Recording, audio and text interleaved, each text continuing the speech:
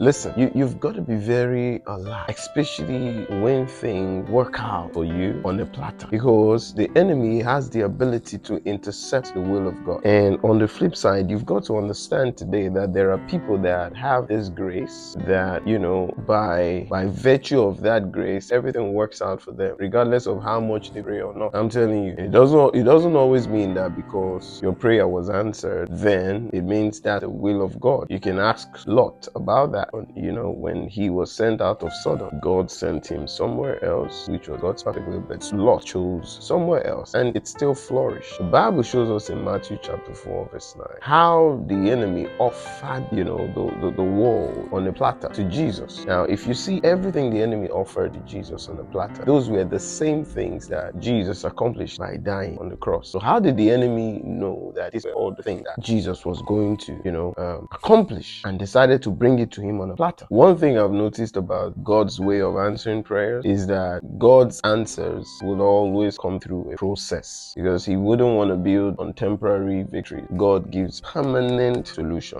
When you look at junk food and well-cooked meal, the junk food can quench your thirst immediately, but the well-cooked meal must go through some chopping, some frying, some disposing of dirt, on unwanted parts of whatever is used for cooking, boiling, and all that. So the answer to every prayer, may come through some cutting, some chopping seasons in your life, some boiling, some difficult process. When you start going through all these seasons, that's when you know your answer is coming. That is God's signal. So just like David, even if the answer is right in front of you on a platter, inquire of the Lord. David always inquired of the Lord. Shall I go? Will I conquer? Will I be defeated? Will I be given into their hands? Is this the will of the Lord? Should I do it? Should I accept it? Even if I'm to use the marriage analogy, be ready to still inquire of the Lord. Even after you've paid bride price, still ask of the Lord. Even on your wedding day, still ask, inquire of the Lord. Shall I marry this person? Should I walk away now? It is cheaper for you to walk away at the right time than to suffer for the rest of your life. So many people venture into decisions because of the investment that has been made.